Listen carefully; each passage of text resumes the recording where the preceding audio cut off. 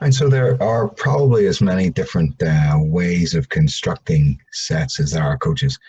Um, and lots of people talk about, the systems they use or stuff like that. So I thought today I would have a little look at the systems that are out there. Some of the systems, so it's not exhaustive, but we'll see what we come up with.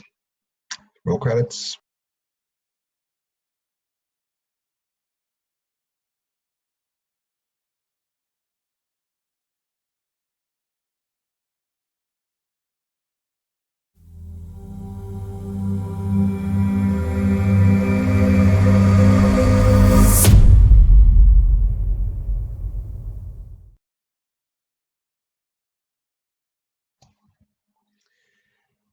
So I thought that today, I hope you like the new look. I've been playing around.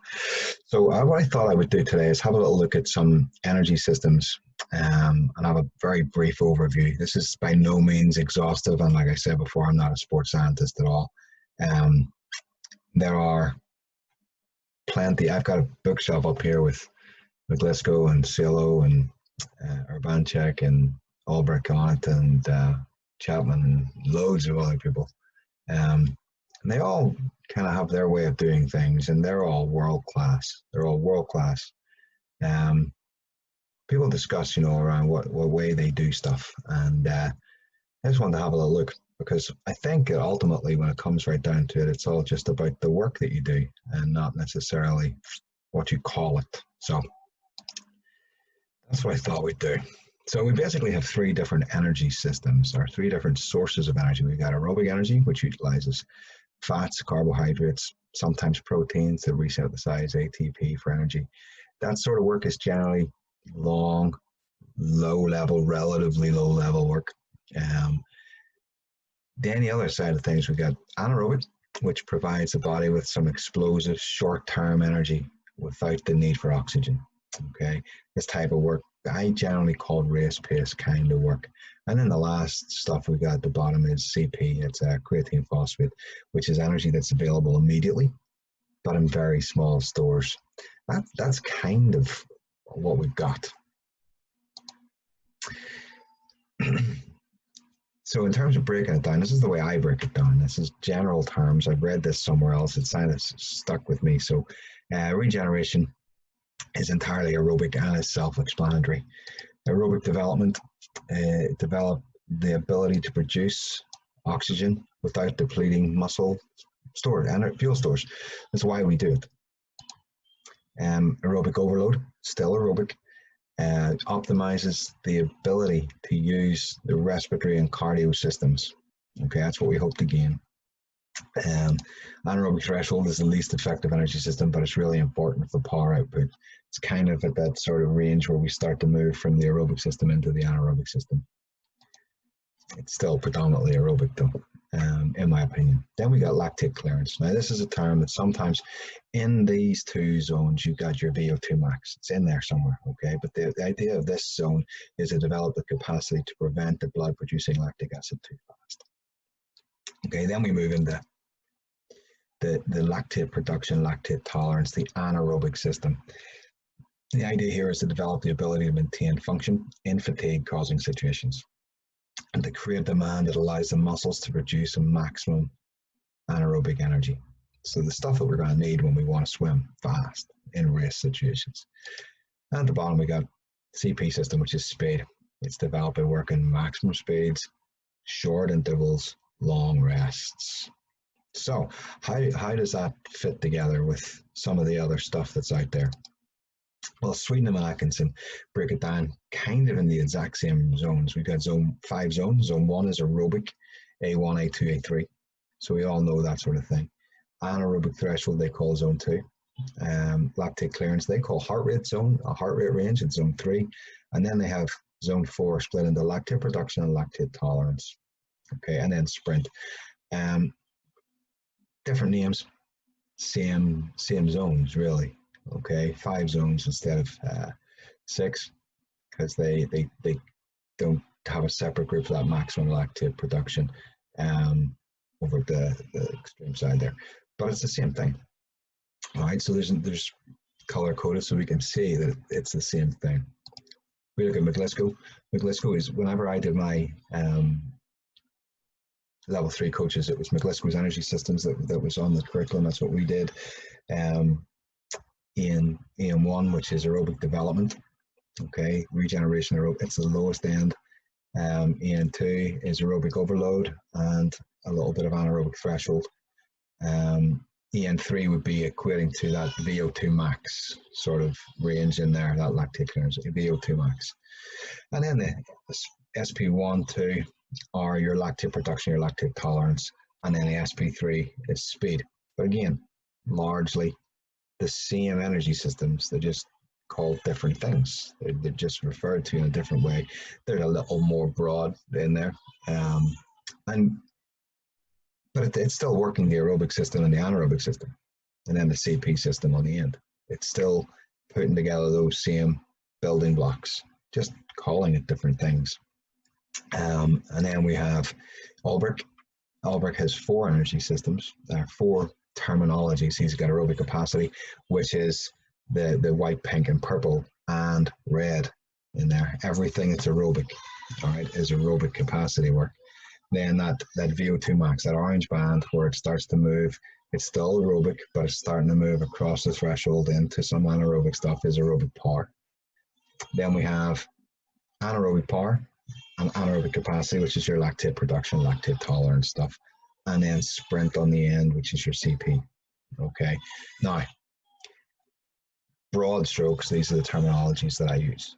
Okay, in broad strokes. So it's important that we build capacity before we build power. All right, so capacity has to come in before power can come in. So it's not in order from top to bottom always. All right, they kind of meet in the middle. Okay. Now, like I said, there's really not a lot of difference. All right, it's just different terminologies. Okay, so what I try to do then, the next thought I had was, how do we put sets together knowing this stuff, or thinking about this stuff? How do we design these things? In terms of set construction, it's not always easy. I don't have lactate tests, all right? So I can't do those things. I can't in my program. I don't have enough money to do lactate tests. So we use heart rates, we use stroke rates, and we use rest intervals to allow us to construct sets to try and hit these zones as best we can, okay? So if we work our way across, we could fly, back, breast, and free, and an approximate range of stroke rate that would fit into each of the zones. So if we pick aerobic overload and you want to do your aerobic overload on backstroke, we'd be looking at a stroke rate 29 and 30. A heart rate during the set of around 150 to 170, that depends on who you are. And heart rate will drop reasonably quickly afterwards, 140, 160, okay? And depending on how you want to construct the set, if you want to construct it with longer intervals, slightly higher intensity, then you go with 10, 15, 20 seconds rest. You want it to be more aerobically focused, so longer, easier end of the set, you go 10 to 20 seconds rest, okay? And again, if you come down into the VO2 max, this lactate clearance VO2 max sort of area, and you want to do freestyle sets, you'd be looking at holding stroke rate somewhere between 35 and 45, and you want the heart rate to be elevated. The heart rate's going to go up, okay? But again, you would find probably that the work to rest ratio is probably around 1 to 1, something like that, in that sort of area, okay? Now, not all, as we talked about in the biobanding, not all of this stuff, all of these energy systems are really applicable to every age group. So I started then to move on and think about how could I design sets for different squads. We've got in our club, we've got an age group squad which is under 15, youth 15 and over, and in national are really the top guys, okay? And this is sort of the saturation. All right, I didn't get them to line up very nicely in the middle. I apologize for that. So if we look at the age groupers should only be doing 4 or 5 minutes of lactate tolerance, lactate production and max lactate work, maybe 8 minutes of tolerance work. All right, that builds as they get in. They end up doing 16 in the national squad, set length of 16 minutes for lactate tolerance work. Okay, anaerobic threshold, 30-minute sets, ballpark. For youth and national, 20 minutes for the age groupers. Down in here, predominantly, as you can see, the majority, the long sets are aerobic development and aerobic overload. And that's kind of the way we put things together. All right, it's nothing. It's not. That's the way I'm thinking of doing it anyway. That's not. It's not exhaustive, like I said. It's 100% not sports science quality. But it helps me to try and think about stuff like that a little bit more. Now, what I didn't touch on, there are other things that I didn't really go into, because I don't want to get drawn into a debate on whether they're relevant or not. Okay, because like I said, these guys are world-class coaches. I coach in a club program. All right, I have 2, 3 potentially world-class swimmers at the top end of that, and who knows how many at the bottom end. But at the moment, in the squad I coach, I've got maybe 2 or 3 that I would say are senior athletes. So I don't really want to get drawn into a debate on USRPT or the sprint solo stuff. I use both. Okay, so I really like solo stuff because of the intensity, because of the variety that's in there. So I would use some sets that he has in his book, or set construction like he has in his book, when we do some race pace stuff, when we do some high end intense stuff. So I would use it there 100%. And the USRPT stuff I have used as well. In fact, about 4 years ago, I used it almost exclusively. I moved away from it a little bit. Like I said, I run a club program, and it may well have its place. Like I said, I don't want to get drawn into a debate on it. My personal feeling is that it would be more suited towards senior athletes who have developed a more rounded, all-inclusive program in their age group development. And definitely for Salo, I know that would be his opinion on the way he does things. He coaches a senior program, and those guys have come through good, strong age group programs first. So I didn't touch on those kind of things. They absolutely have their place, and I would use them in lactate tolerance, lactate production, that sort of set. I would play around sometimes with the USRPT type work and with the sprint solo type work. I don't use it as a blanket system. The way I do things is more towards the way Albrecht's terminology, aerobic capacity, aerobic power, anaerobic capacity, anaerobic power. I would then subdivide my aerobic capacity work down. So we have just basic swimming, which I would call aerobic capacity 1. And then if I spike the front end of the set with some anaerobic capacity, some short, really fast work at the beginning of a set, I would call that aerobic capacity 2. That's probably not what he calls it or what anybody else calls it. That's just the way I would call it.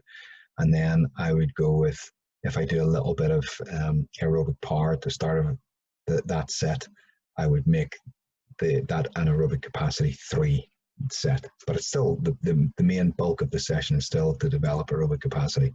I would just be putting a spike in at the front. So that's kind of the way I do things. All right, I'm hoping that I'm going to put in another couple of videos later in the week around how I then go about constructing the season, and how I put my test sets in and how I run those things. And I think that it's important that we start talking about these things, because the reality is that there is no secrets. All right, we all think we're doing something, and I'm going to keep this a secret. I'm going to keep this to myself. There are no secrets. Nobody's doing anything different. All right, nobody's doing anything earth-shatteringly different than anybody else. And the sooner we all start to understand that, by sharing information and by sharing knowledge, do I know it all? Absolutely not. 100% no, do not. But I'm willing to share what I do know, and I hope that it starts a conversation that people can come back to me and go, actually, Peter, you're a little bit wrong there. You can align this a little bit differently, and you can do this a little bit differently, and then I can learn stuff too. So that's kind of why I do this. And I know that I'm not exactly an internet sensation yet, but yet. I also think that there's a massive gap in the Irish coaching market, where people have to do CPD. I have to do CPD. I agree with CPD. Um, I don't find it very valuable. I don't find the stuff that we have to do at all educational or of a benefit to me. So maybe by starting this conversation, we can come at it from a different angle and start to educate each other a little bit more. And then on top of the CPD we have to do, we can actually start to learn some stuff. That only happens by sharing information. Anyway, don't forget to subscribe. So check out some of the other videos here. Don't know. It's just been a short one today. I hope you liked the better quality though. I hope you liked that. Hope it's come across as better quality. Anyway, don't forget to subscribe, follow the blog posts as well, and we'll see you on the other side.